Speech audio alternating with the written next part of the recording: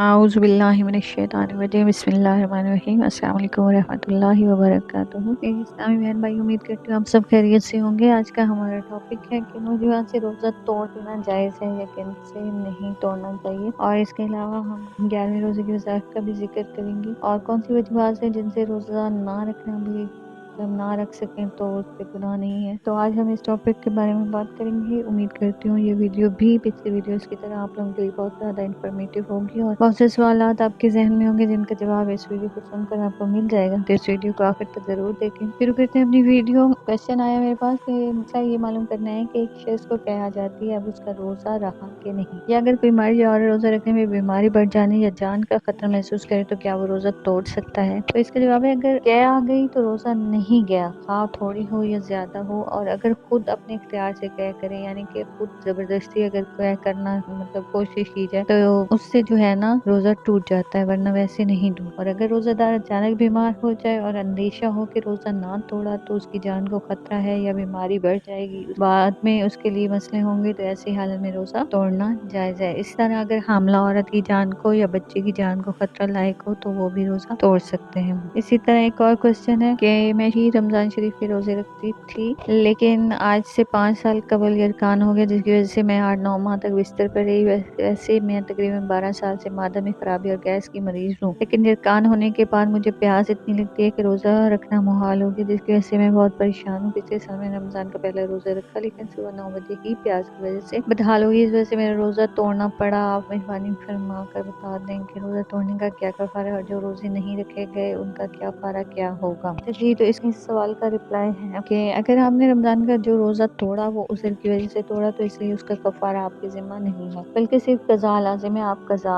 अदा करेंगे, कज़ा के तौर पर रोज़े रखेंगे। और चूँकि आपकी बीमारी ऐसी है कि आप कज़ा रोज़ा भी नहीं रख सकते, मतलब गर्मियों में लंबे दिन होते हैं तो आप गर्मियों के लंबे रोज़े नहीं रख सकते, तो आप ऐसा करें कि सर्दियों के दिनों में रोज़ा रखें। और सर्दियों के दिन चूँकि छोटे होते हैं और उनमें इतनी प्यास भी नहीं लगती, तो आप इस तरह से कज़ा रोज़े अदा कर सकें। और अगर फिर भी अगर आप वो सर्दियों में भी रोज़ा नहीं रख सकते तो फिर इन रोज़ों की कज़ा होगी, और एक दिन के रोज़े का जो फिदिया है वो फिर सदका फितर के बराबर होता है। अच्छा जी, नेक्स्ट क्वेश्चन है, कौन से रात की बिना पर रोज़ा ना रखना जायज़ है। तो पहला है, रमज़ान शरीफ के रोज़े हर आकिल बालिग मुसलमान पर फर्ज है और बगैर किसी सही उज़र के रोज़ा ना रखना हराम है। तो अगर नाबालिग लड़का लड़की रोज़ा रखने की ताकत रखते हों तो माँ बाप को चाहिए कि उनको भी ज़रूर रोज़ा रखवाएं। ये नहीं है कि अगर मतलब है कि हमें पता है कि अगर बच्चा छोटा है और उस पे रोज़े फर्ज नहीं है, वो बालिग नहीं है, वो ना रखे तो उस पे गुनाह तो नहीं है, लेकिन हमें चाहिए कि उसको रखवाएं ताकि उसकी आदत बनेगी तो वो बड़े होकर भी रोज़े रखेगा। तो इस तरह उनको रोज़ा ज़रूर रखवाएं। फिर जो बीमार रोज़े रखने की ताकत रखता हो और रोज़ा रखने से उसकी बीमारी ना बढ़े और ना बढ़ने इंसान मजीद बीमार नहीं होता तो वो रोज़ा ज़रूर रखें। वो सिर्फ ये सोच कर के हमें ये मसला है तो हम इस वजह से रोज़ा छोड़, ऐसा नहीं है। हर बीमारी ऐसी नहीं है कि जिस पे रोज़ा ना रखना माफ हो, यानी फिर जिस पे हमें कोई कज़ा ना हो या कोई गुनाह ना हो। और अगर ऐसी बीमारी हो कि उसकी वजह से रोज़ा नहीं रख सकता या रोज़ा रखने से बीमारी बढ़ जाने का खतरा हो तो उसे रोज़ा ना रखने की इजाज़त है, मगर जब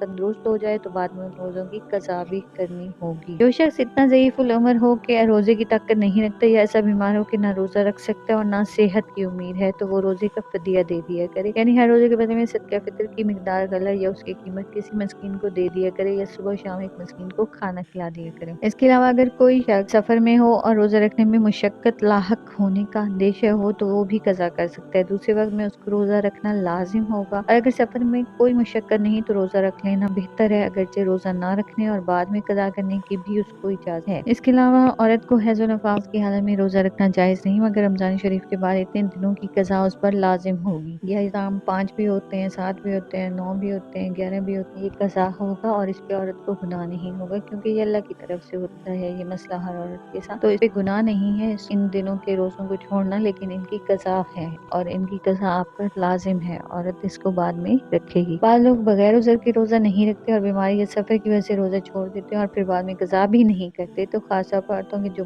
रोज़े माहवारी या के खास अयाम की वजह से रह जाते हैं उनकी कज़ा रखने में सुस्ती करती हैं, तो ये भी बहुत बड़ा गुनाह है। तो जो रोज़ हम नहीं रख पाते तो उन रोज़ों का बाद में रखना, चाहे वो मर्द हैं चाहे वो औरत है, तो उन रोज़ों को बाद में रखना ज़रूरी है। تو یہ تھا ہمارا آج کا ٹاپک۔ اس کے علاوہ ہم 11ویں روزے کے وظائف کا ذکر کریں گے۔ تو بعد از نماز فجر پوری سورہ فاتحہ اپنی عمر کی سالوں کی تعداد کے مطابق پڑھنی ہے۔ تو جس کی جتنی عمر ہوگی وہ اتنے حساب سے پڑھے گا۔ اگر کسی کی عمر 15 سال ہے مطلب 15 دفعہ پڑھے، اور کسی کی عمر 25 ہے تو 25 مرتبہ پڑھے، کسی کی اگر 30 ہے تو وہ 30 ٹائم پڑھے، کسی کی 34 ہے وہ 34 ٹائم پڑھے، مطلب جتنی جس کی ایج ہو وہ اپنی ایج کے مطابق فجر کی نماز کے بعد سورہ فاتحہ پڑھے۔ اس کے بعد ہے بعد از سورہ فاتحہ 1 مرتبہ پڑھنی ہے۔ بعد از نماز آیت الکرسی 17 مرتبہ پڑھنی ہے۔ پھر ہے بعد از نماز مغرب درود ابراہیمی 55 مرتبہ پڑھنی ہے، اور اس کے بعد نماز عشاء کے بعد صلاۃ التسبیح 4 رکعت نفل پڑھنی ہے 1 مرتبہ۔ تو یہ ہے ہمارے 11ویں روزے کے وظائف۔ امید کرتی ہوں یہ ویڈیو بھی دوسری ویڈیوز کی طرح آپ لوگوں کی بہت انفارمیٹیو رہی ہوگی۔ امید کرتی ہوں کہ آپ کے مائنڈز میں جتنے بھی کویسچنز ہوں گے وہ کلیئر ہو گئے ہوں گے۔ میرے چینل کو سبسکرائب کریں تاکہ ڈیلی بیسس پر میری آنے والی ویڈیوز آپ کو رمضان کے حوالے سے ملتی رہیں، اور اس کے علاوہ میری اس ویڈیو کو اگر آپ کو یہ اچھی لگی ہے تو لائک کریں، شیئر کریں اینڈ کمنٹس کریں۔ اپنا بہت خیال رکھیں، دعا میں یاد رکھیں۔ اللہ حافظ۔